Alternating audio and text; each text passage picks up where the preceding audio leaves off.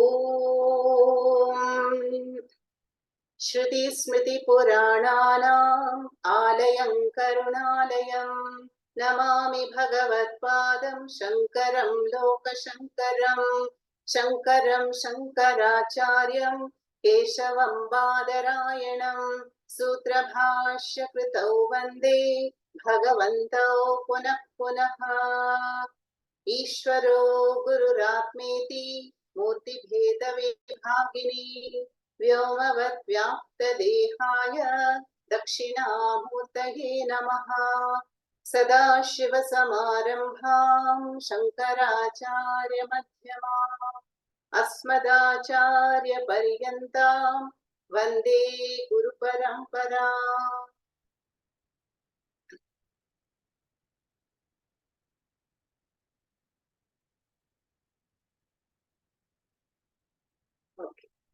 So today we are starting a new text, a short but very profound text called Maneesha Panchakam, which is attributed to the great Adi Shankaracharya.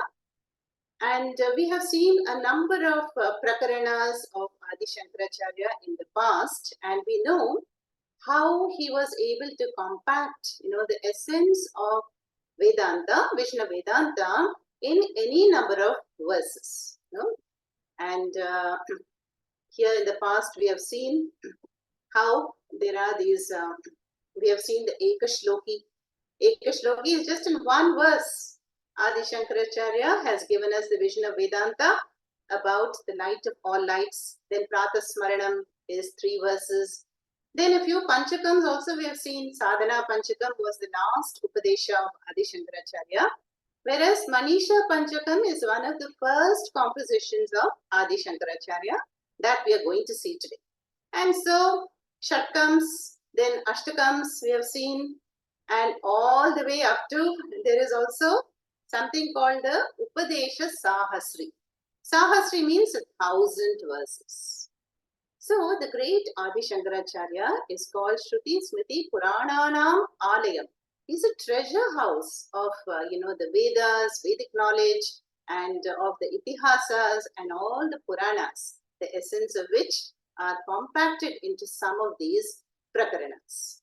Yeah. Now, here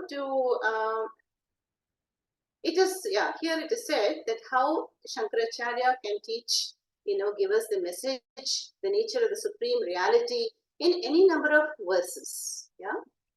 And this is what is called the Jnana Marga. Jnana Marga is all about Vedantic Bhakti. Vedantic Bhakti is the devotion to the supreme reality.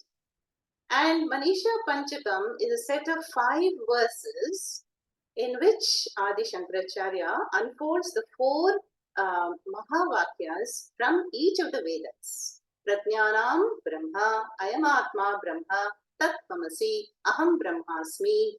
So these are the 4 Mahavakyas. But as we know, there are many hundreds of other Mahavakyas which equate the Jiva, that is the individual, to Ishvara, which is the total. Yeah, even in the Bhagavad Gita and Kathopanishad, we have come across a number of these Mahavakyas. So now let us see how, what inspired Adi Shankaracharya to compose this Prakarana. Prakarana, by the way, is a name given to a short text which highlights some aspect of Vedanta. Now, you know how Adi Shankaracharya left his home in Kerala, Kaladi, at a very young age of 8 years in search of his guru, and travelled thousands of kilometers till he reached the Narmada Valley in the present day Madhya Pradesh, in the beautiful city called Omkareshwara.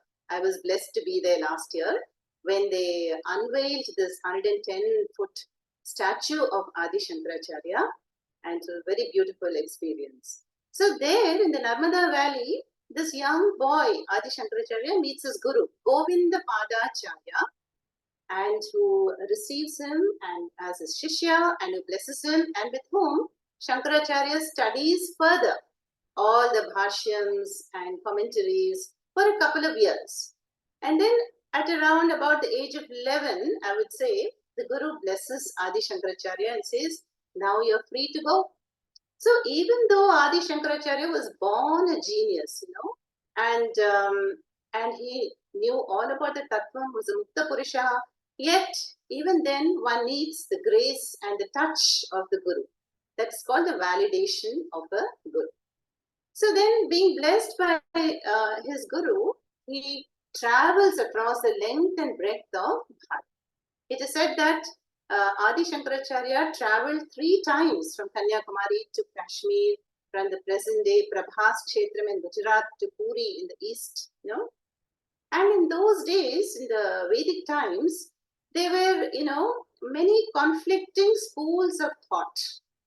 That is, the people were not sure of what direction to pursue, what is the nature of the supreme reality. And so there were a lot of ideologies, lot of opinions and matams. Matams is a belief system.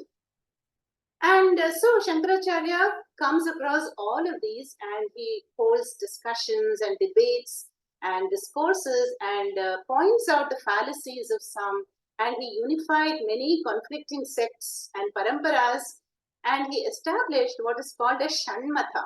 Shan means 6. So he says of the countless, devatas and devis, let us narrow it down to 6 principal Ishta devatas, which are Shiva, of course, Shiva Parameshwara, Mahavishnu, Surya, Ganesha, Devi, and Skanda, was more popular in the south. So today, the Sanatana Dharma, that is really the true name for Hinduism, that we enjoy today is largely due to the efforts of the great Adi Shankaracharya. So by the blessings of his Guru, Govinda Pada Acharya. Now, all this details about the Acharya is very well documented in this book called Shankara Digvijaya, a Sringeri Matham publication. And now coming to the story. The story is set in Varanasi, which is also called Kashi, and which is a Mokshapuri, and Kashate, Prakashate, Iti Kashi, which means Kash is the dhatu, which means to shine. To shine, and that is the city of light. City of light and effulgence. Just give me 1 minute.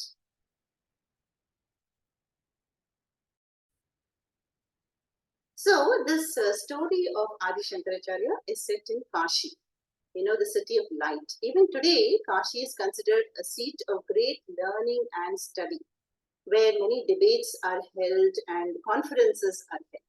So at one time, Adi Shankaracharya was proceeding towards, this great city of Kashi, and he would stay in this Manikarnika Ghat, and every day in the afternoon, he would go down to the Ganges, to the Ganga, and take a dip and have a snanam, and then take some Ganga Jalam and climb up the steps and proceed towards the Vishwanatha temple.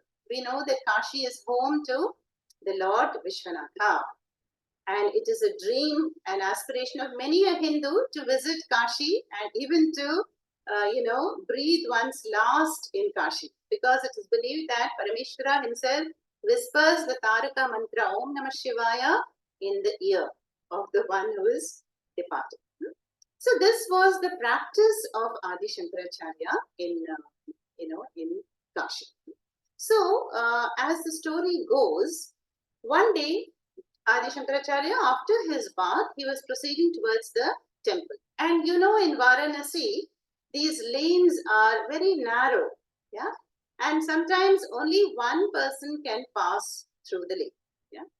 So as Adi Shankaracharya is accompanied by 1 or 2 Shishyas and is carrying the Ganga Jalam for the puja and Abhishekam, then, from the opposite direction who appears a Chandalaha. Who is a Chandalaha?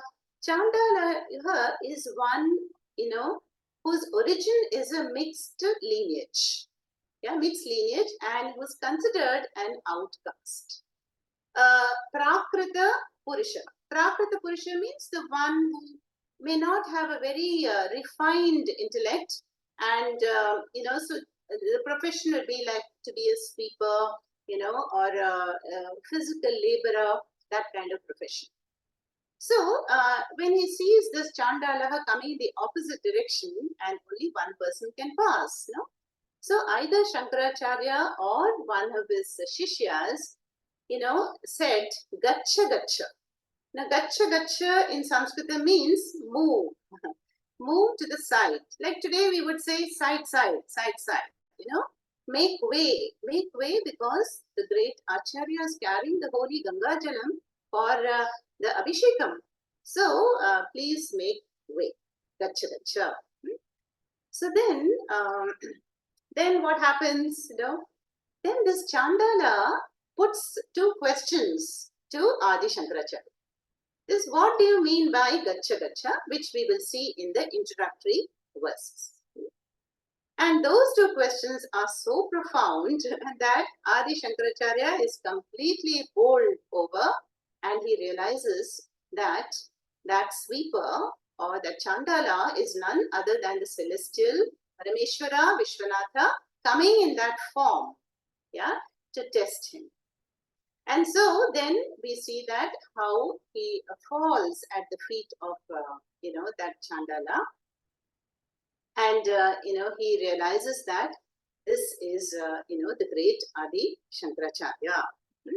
And in response to those two questions, Adi Shankaracharya composes the 5 verses which are called the Maneesha Panchakam.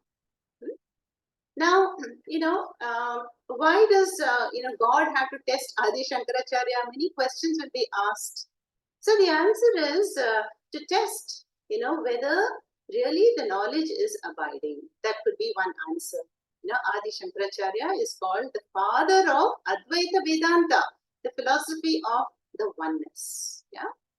And another reason is, so that we can enjoy the composition called Maneesha Panchakam today.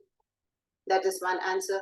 Then another question asked often is, why does Adi Shankaracharya have to do puja? When the vision is the Ishvara is the all-pervading, limitless Tattvam, what is the need to do puja to a Shivalingam is often asked. And then we have seen in the Bhagavad Gita that exalted people, great acharyas, they are like role models. So whatever they do, yat yat acharati shreshtaha, that will be followed, and that will be an example set for all the others to follow. So even though Adi Shankaracharya, has no doubt about Aham Brahma Asmi, Sarvam Khalvidam Brahma, but yet he chooses to do the Saguna Upasana, to worship the Lord in the form of the Shivalingam in the holy Vishwanatha temple, so that it will give guidance to all the people, and they will be inspired to do the same. Then again, another question asked is, was there a caste discrimination in those days? Why does Adi Shankaracharya have to say Gacha Gacha, and is it not discriminating against a certain strata of the society? So then we have to remember that in the Vedic times, there was what is called the Varna Vyavastha. And Sri Krishna has spoken about this in great detail in chapter 4. Chaturvarnyam maya shrishtam gunakarma vibhagashah tasya kartaram apimam vidya kartaram avyayam. So there Sri Krishna says, Arjuna, the whole society, the entire humanity is divided in a 4-fold way.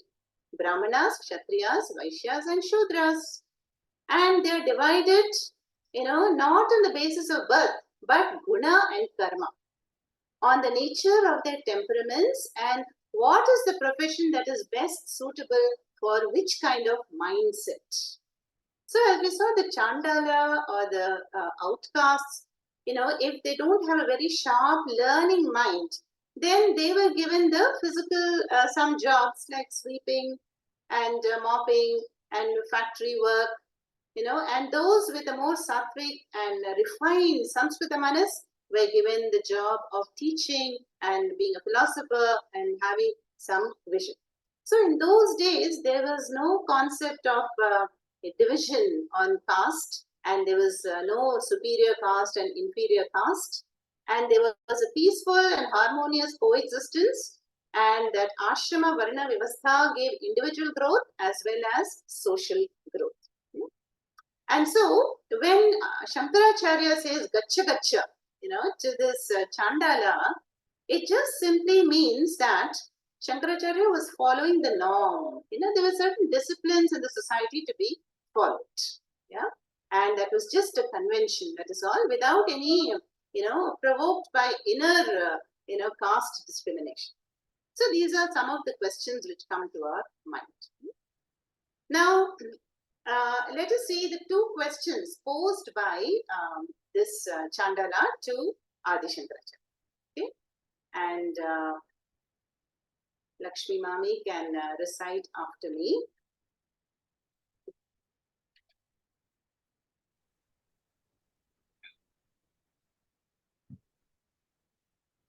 Okay. Yes, ma'am. Maneesha Panchakam has got 5 verses, right? But there are 2 questions posed by this Chandala, which forms the prelude, the introductory 2 verses. Okay, and which is what we are going to see now. Annamayad annamayam athava. Annamayat annamayam athava. Annamayam annamayam athava. Annamayam annamayam athava.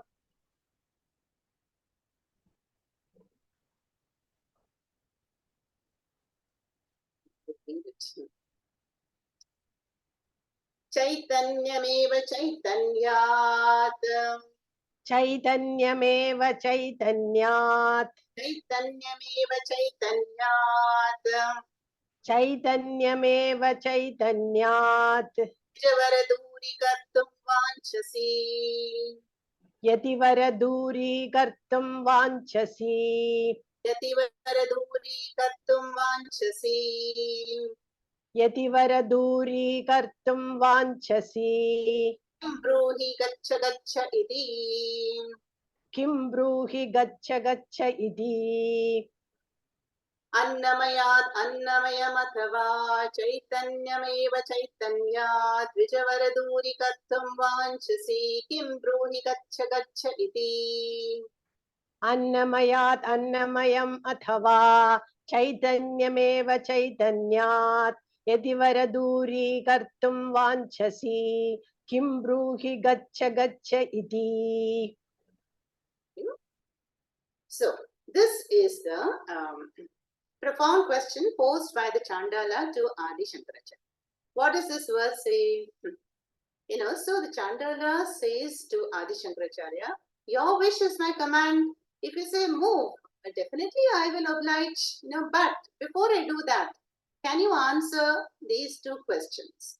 Annamayat annamayam athava chaitanyam eva chaitanyat. Hey Yativara. So Shankaracharya is addressed as Yativara. Yativara means an exalted, great Acharya. Yativara, Shrestha. Duri kartham vanchasi. You desire to distance. Duri kartham vanchasi. To make a distance, a separation. Kim bruhi gaccha gaccha iti. When you say gaccha gaccha iti, you are desiring to distance 2 entities. Now, you tell me, are you wanting to distance one Annamaya Kosha, that is this physical body belonging to me, and the Annamaya Kosha, the physical body belonging to you? Annamayat, Annamayam. Now, what is Annamayam? Most of you know that, but for the new students, Annamaya means Anna Vikara. That is the physical body. Sthula Shariram is what? Modification of food. Yeah, we have seen this in the Tattva Bodha in Ramagita recently, how the physical body is a modification of the Annam taken in, the earth principle. Yeah. So the North Indians' body will be composed of parathas and lassi, and the South Indians, idli, dosa, chutney, all this. But what he's saying is that This physical body is Panchabhautikam, made of the same 5 elements. Akasha, Vayu, Agni, Apaha, Prithvi. Yeah, the same 5 elements are consumed through the food items and forms the physical body. So then when you say Gacha Gacha Iti, how can you say when the bodies are identical, because they both are put together by the 5 elements, and is it a valid question that you want one body to move away from another body? Is his question. Yeah. And so, in this way, the Chandala is questioning Shankaracharya is, where is your notion of I? Are you thinking that this I is the physical body, and hence you say that, this body should be moved to the side so that the other body can move forward towards the temple? That's the first quarter. Annamayat, Annamayam, Athava, or. Then he moves to the other option. He says, hey Acharya, hey Yativara, or are you speaking from the absolute point of view? Chaitanyam eva chaitanyat. What is Chaitanyam? Chaitanyam is the pure consciousness. Do you want the pure consciousness, which is free from the bodies, which is free from the nama rupas, to move away from Chaitanyam? No? Are you seeing a Chandala Chaitanyam Atma and a Brahmana Atma, and you want that Chaitanyam to move away from each other? Do you get the question? The Chandala is asking, in a way to test the understanding of Adi Shankaracharya. He says, from the absolute Paramarthika point of view, we both have the same Atma. Yeah, that is a Paramarthika. Tattvam is one. And the nature of the Atma is it does not move. Why? Because it is Ashabdam, Asparsham, Arupam, Arasam, Agandham, Apani Padam. There are no feet, no limbs, no avayavas for the Chaitanyam. Chaitanyam is one, indivisible, one like space. How can the space move? Yeah, move from one place to another. So you see, this is the first question of this Chandala, and he says either way, either way, if you're asking the body to move away, to make way for another body, then it shows that you have a very body-centered notion of I. And if you want the Chaitanyam to move away from Chaitanyam, that is impossible because there is only one Chaitanyam. So either way, your question, Gacha Gacha Iti, is not a valid question. Yeah. And here there's a Partha Beda. No? Yativara is, Yati means sannyasi. So Shankaracharya has got sannyasi, right? He's an exalted sannyasi, is Yativara. But in some text, it is called Dvijavara. Who is a Dvija? Dvija is a twice born.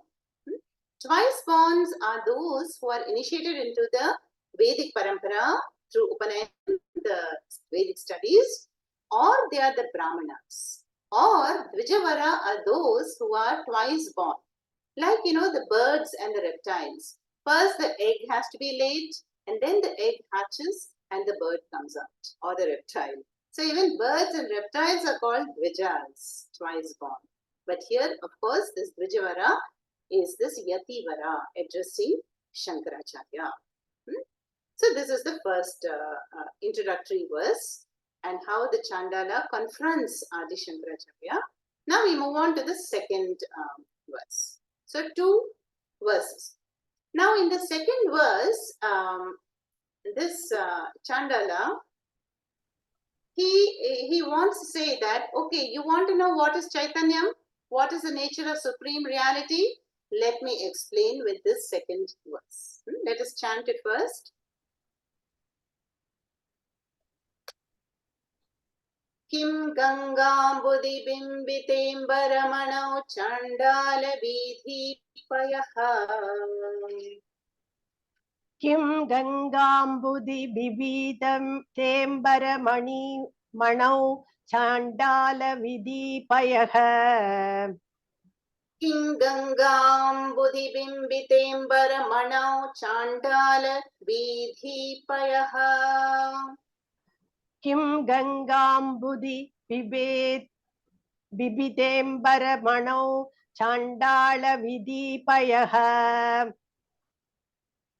Payaha Pure Pure Vantaramasti Kanchana Ghati Mritkumbhayorvambare. Payaha Purevantaramasti Kanchana Ghati Kumbyorvambare. Pure Chantaramasti Kanchana Ghati Mritkumbhayoho Vambare. Okay. Pure Chantaramasti Kanchana Ghati Mritkumbhayorvambare. प्रत्यक वस्तुनि निस्तरंग सहजानंदावबोधाम्बुधौ. प्रत्यक वस्तुनि निस्तरंग सहजानंदावबोधा बुधौ. प्रत्यक वस्तुनि निस्तरंग सहजानंदावबोधाम्बुधौ. प्रत्यक वस्तुनि निस्तरंग सहजानंदावबोधाम्बुधौ. विप्रोयं श्वपचो यमित्यपि महान् कोऽयं विभेद भ्रमः. विप्रोयं श्वपचोऽयमित्यपि महान् कोऽयं विभेदभ्रमः. विप्रोयं श्वपचोऽयमित्यपि महान् कोऽयं विभेद भ्रमः. विप्रोयं श्वपचोऽयमित्यपि महान् कोऽयं विभेदभ्रमः. Thank you. I will just chant the whole thing. Kim Gangam Budhibimbitem Paramano Chandala Vidhi Payaha Pure Va Antaramasti Kanchana Ghati Mritkumbhayor Vambare Pratyak Vastuni Nistaranga Sahajanandava Bodhau Viproyam Shvapachoyam Mahan Koyam Viveda Brahmaha. So here the Chandala is now, putting his second verse, which is not really a question, but he's explaining how Shankaracharya's command, gacha gacha, move, is not a very valid command. And he says, Kim Ganga Ambudi Bimbitem Baram Manau Chandala Vidhi Payaha Pure. Let's take that first, one line. Long lines, but I'm going to give you the gist of the meaning. So here, there are two examples given for Chaitanya. So the Chandala says, what are the two best examples to understand the nature of the Supreme Reality? One is the sun. The sun, Suryaha, and the Suryaha is referred to in this verse as Ambaramani. Ambaramani means the jewel in the sky. Surya has got many names. One is Khagaha, the big bird that flies from the east to the west, or the scarlet jewel in the sky, Ambaramani, and Ravihi, Aditya Hridayam. You'll find lots of names synonymous for the sun. So here it is Ambaramani. Then the first line says, okay, now you take the sun for the example. Now the sun gets reflected in many, many things, water bodies, yeah? And when the sun is reflected in the pure waters of the Ganga, that is the first few words, Kim Ganga Budhi Bimbite Ambara Manau. In the reflection of the Ambaramani, the sun, in the waters of the Ganga, which is so sacred and auspicious. And what else? And the same sun is reflected where Chandala Vidhi Payaha Pure. Now, Pure means a pool of waters in a Chandala location.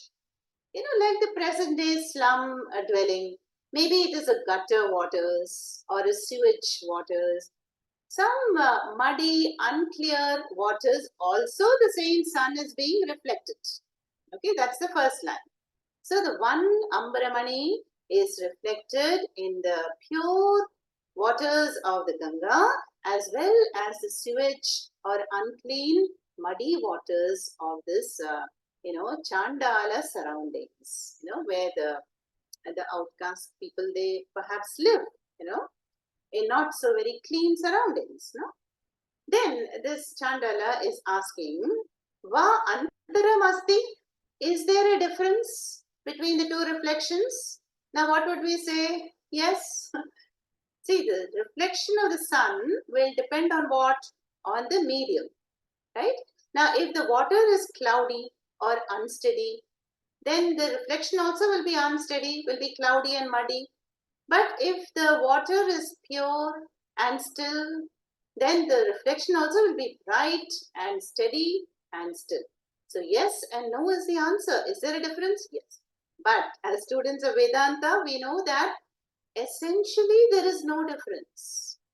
At the core part, the core essence, there is no difference between the two reflections. But what makes the appearance different is the waters. And the waters is called Upadhi. Upadhi is a technical term. We have come across it in the Rama Gita in great detail. So the Upadhi, the water in this case, will make the appearance of the sun different. But really, when you see the Swarupa, the reflection is the same. The reflection is identical because it has come from the one sun. So, the Chandala is telling that Chaitanyam is like the sun. It is ekaha, without a second. It is indivisible. It is all pervading and it illumines everything. It illumines dirty waters as well as pure waters. That is the nature of the supreme reality, Chaitanya. That is you and that is me. That is every being. So how can you differentiate between the two Atmas? This is what the Chandala is mentioning here. Then the second line says the second example. Second example is the familiar pot example. Kanchana Ghati Mrit Kumbha. What is a Kanchana Ghati? Kanchana Ghati is a golden pot. And Mrit Kumbha is a earthenware, earthen pot. Yeah.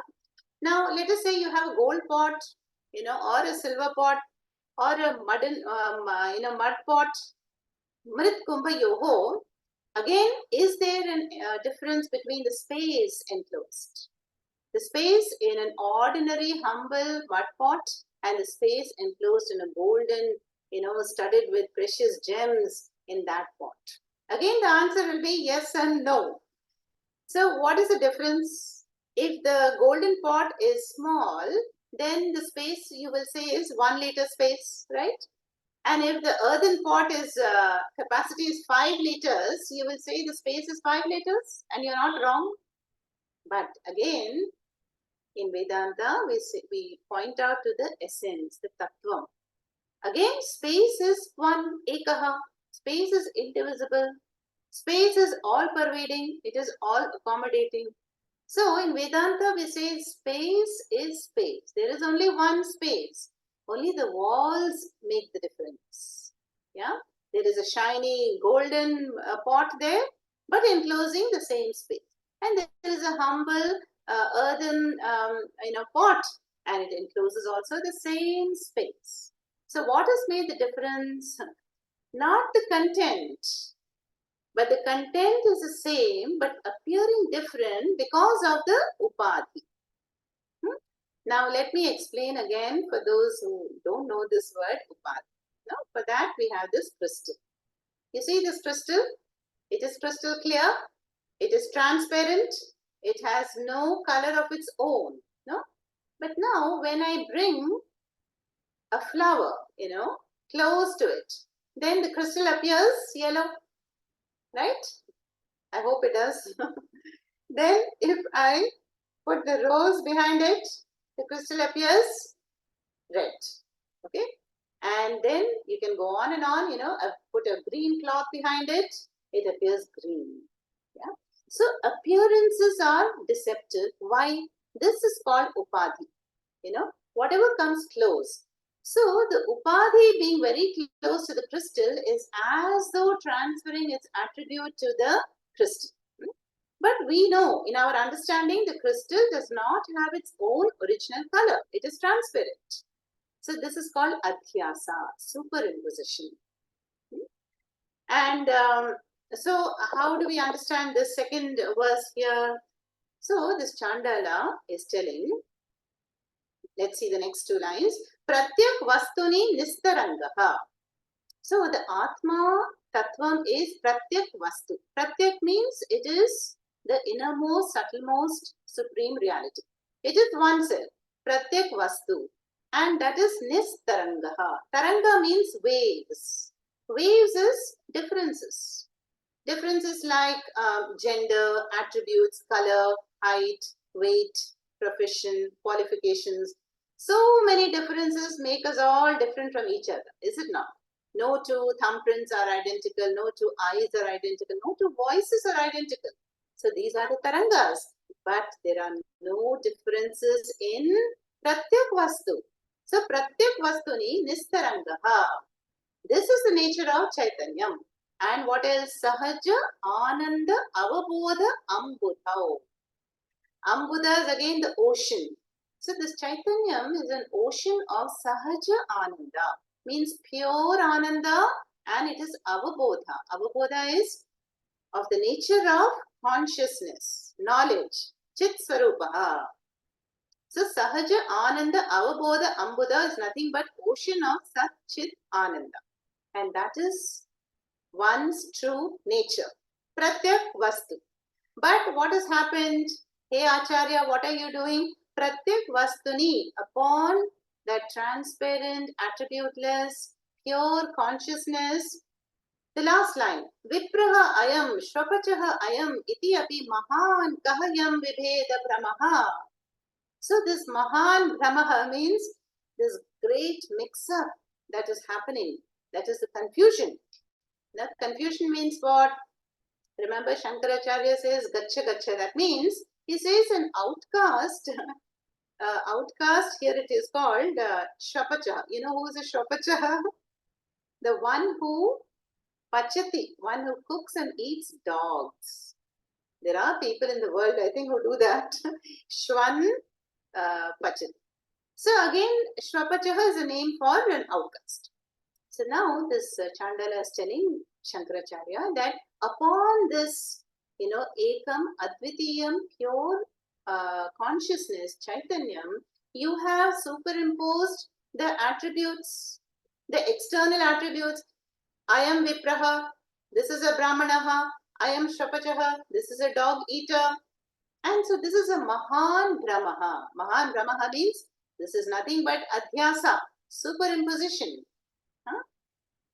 And so he's saying that, where is this Advaita Vedanta is to have this subtle vision of the Ekaha Atma.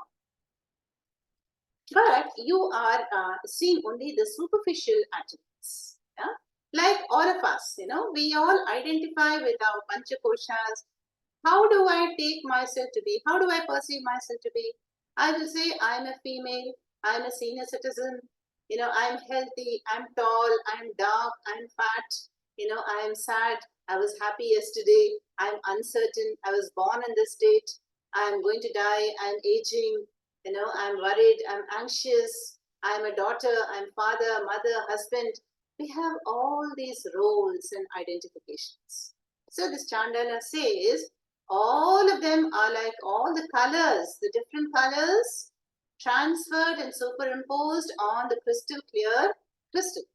And the crystal stands for Atma, supreme reality, and all these attributes and gunas are the colors transformed.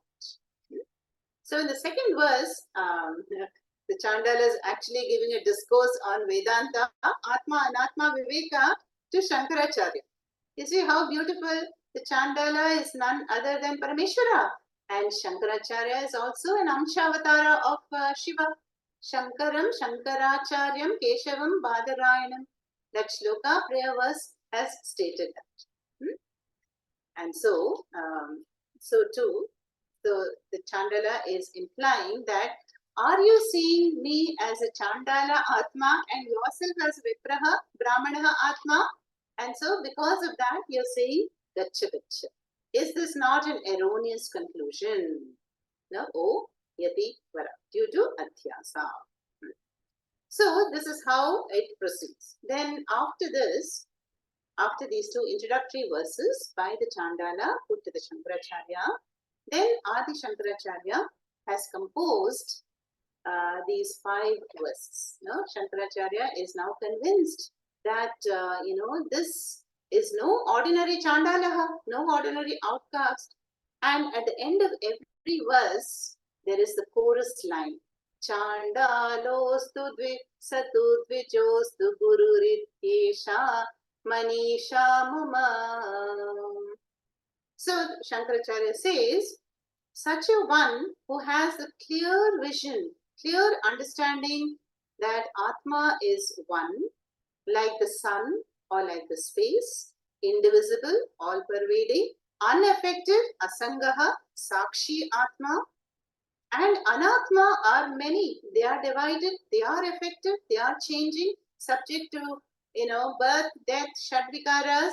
They are the annamayas, and all the koshas belong to anatma. The one who has a clear understanding of both, chandalaha api. Be that person, if the person is a chandala or a vipraha or a dvijaha, brahmanaha, such a person is my guru. And a guru because he has a clear vision. Esha mama Maneesha. So Shankaracharya himself says that, I have no doubts that this person is my guru. And then Shankaracharya falls at the feet of the Chandala, as you can see in the picture, and composes these 5 verses. And it is said that in the first 4 verses, the 4 Mahavakyas are unfolded. The Mahavakyas, I told you, Prajnanam Brahma is the first one, and so. So each verse, the essence of Vedanta is compacted very beautifully, and this was the background story of, the Acharya visiting Kashi, and how he's challenged by the Chandalaha, and then composes the Maneesha Panchakam. So for those who have studied the Bhagavad Gita and a couple of Upanishads, definitely this is going to be easy. Yeah. And the verses, actual verses, we will see in the next class, next week. So now we will do a short meditation and 10-minute guided meditation. Okay. So you can prepare yourself for that and conclude the class. Om Purnamada Purnamidam Purnat Purnamudachyate Purnasya Purnamadaya Purnameva Vashishyate. Om Shanti Shanti Shanti. Harihi Om Shri Gurubhyo Namaha. Harihi Om.